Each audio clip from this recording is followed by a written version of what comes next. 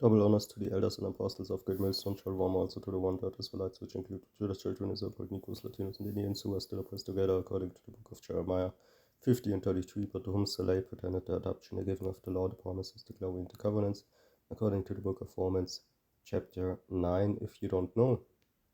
This is the top 3 outcomes as the elites try to reset the international monetary system. Okay, we know what the outcome is, but here it says even in media. Okay.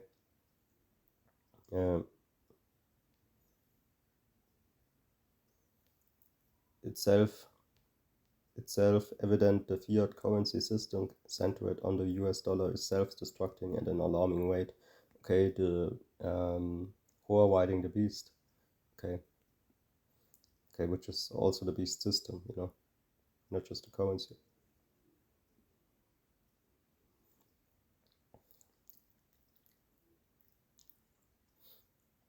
After more than 50 years, it's long past the end of its shelf like a cartoon of spoiled milk. Even the elites running the system can see that and are openly talking about what they'd like to see come next.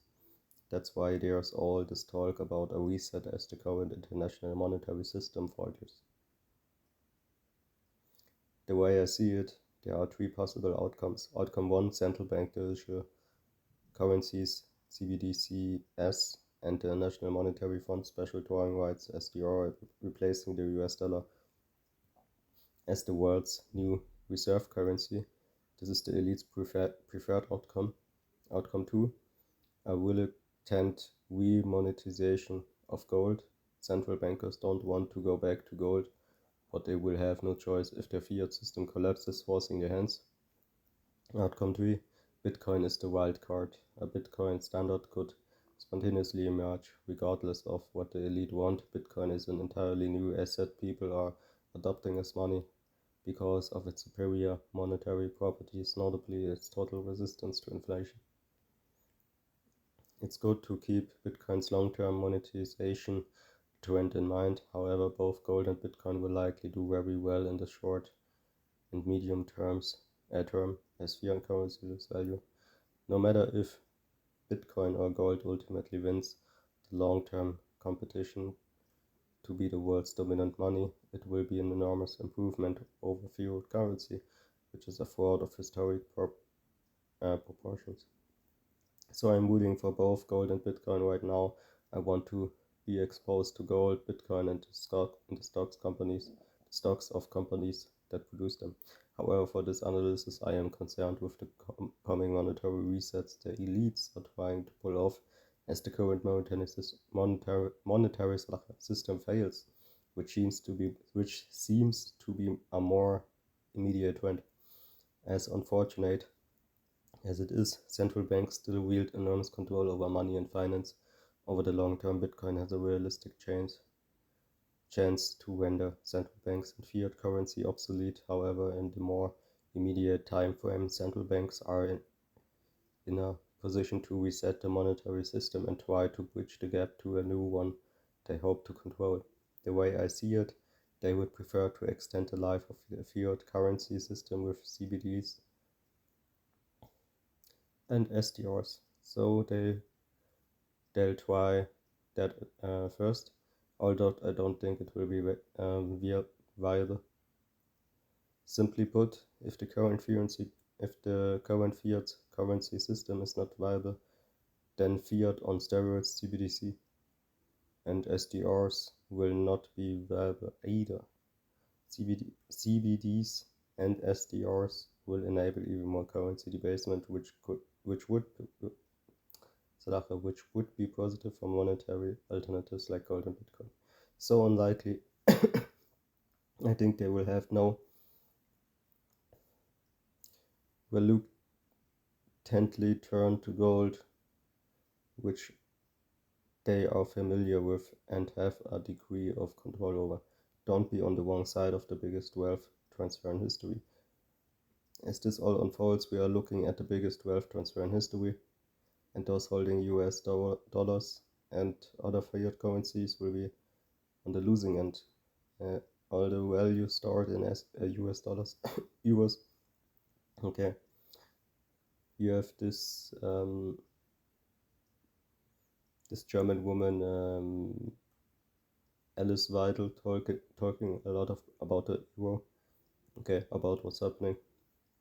Others not so much, and other fiat currency will be found out and transferred elsewhere. This process is already well on the way. For example, from the start of the COVID hysteria in March 2020 until today, the Federal Reserve has printed more money than it has for the entire existence of the US. It's the biggest monetary explosion that has ever occurred in the US. During that period, the US money supply, okay, I read it again for example, here. From the start of the COVID hysteria in March 2020 until today, the Federal Reserve has printed more money than it has for the entire existence of the US. It's the biggest monetary explosion that has ever occurred in the US, just that you know. During that period, the US money supply increased by a whopping 41%. In other words, if your after-tax wealth did not grow more than the 41% hurdle rate since March 2020, you are on the wrong side of the wealth transfer and losing ground. You're on the road to serfdom. As bad as the situation with inflation is right now, it's nothing compared to what is ahead of us. The coming money printing could be unlike anything we've ever seen before. The key is to position yourself on the receiving end of this wealth transfer. That way you can avoid disaster and set yourself up for enormous potential gains. Owning free market monetary alternatives like gold and Bitcoin and the companies that produce them is an excellent way to do that. I think one thing is sure though. Outcome 1 and outcome 2 would be terrific for the price of gold. CBDCs and SDRs will enable even more inflation, which would be positive for gold. Central banks going back to a monetary system based on gold would, of course, be positive for gold. Let's look at the conservative scenario and presume the US government has the 261 million ounces of gold it claims to have. If the US government used a 25% gold backing for the dollar using the M2 measure of the money supply, it would imply a gold price for $20.737 per ounce. If the US government backed the dollar 100% with gold, it would imply a gold price of 38.091 dollars per ounce. These numbers might seem shocking, and they are, but so is the amount of money printing recently that has ballooned the money supply. Further, these numbers are constantly rising because the Fed continues to create new dollars out of thin air, and the ounces of gold the US government owns have remained constant since 1971. Also consider this the last time the international monetary system experienced a paradigm shift of this magnitude was 1971. Then gold skyrocketed from $35 per ounce to a high of $850 in 1980, a gain of over 2,300% or more than 24 times. I expect the percentage rise in the price of gold to be at least as significant as it was during the last paradigm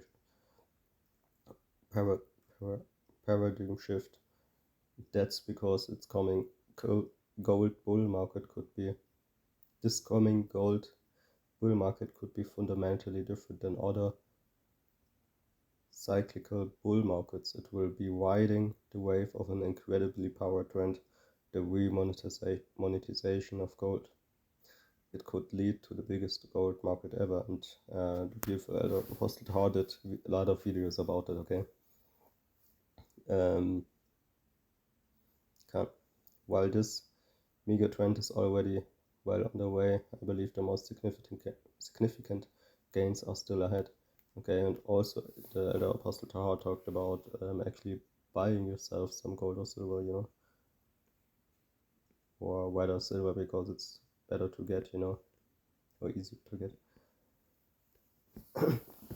He talked about it years ago already, okay.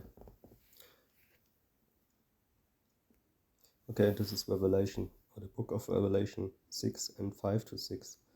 When he opened the dirt seal, I heard the dirt, living creature, say, "Come," and I looked, and behold, a black horse, and its rider had a pair of scales in his hand. And I heard what seemed to be a voice in the midst of the four living creatures saying, "A quart of wheat for a denarius, and 3 quarts of barley for a denarius, and do not harm the oil and wine." Next verse, Isaiah 1:22-23. Your silver has become dross, your best wine mixed with water. Your princes are rebels and companions of thieves. Everyone loves a bribe and runs after gifts. They do not bring justice to the fatherless, and the widow's cause does not come to them. James 5:3. Your gold and silver have corroded, and their corrosion will be evidence against you, and will eat your flesh like fire. You have laid up treasures in the last days.